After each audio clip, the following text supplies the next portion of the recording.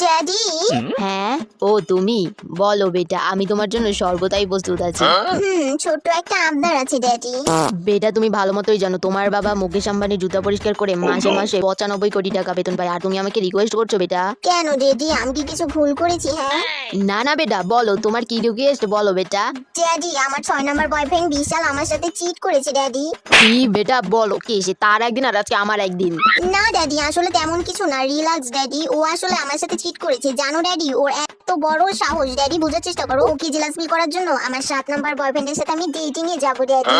ও আচ্ছা, এই ব্যাপার আগে বলবা না, বলো এবার এবার তোমার কত টাকা দরকার বেটা? আমার 77, 78। ইয়েস, হয়ে গেছে বেটা। কি হয়েছে ড্যাডি?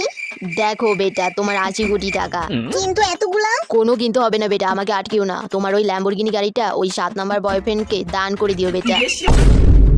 তাই না, কই আমার পকেট দিয়ে টাকা নিছে? হ্যাঁ, এত বড় সাহস? হ্যাঁ, বাবা আমি চুপ, 5টা ইনকাম করতে ভুটকি ফাট দিবা। এই লাও বাবা তোমার 5টা। দে, আবার নিলেই হয়। বাবা আমার একটু ভালোবাসে না। রাখতাম না এই জীবনে। চিনি খাইতাই নো, খাইতাম না আমি। দাঁড়া, খাওন পুটকি দিয়ে মাই করি হামু।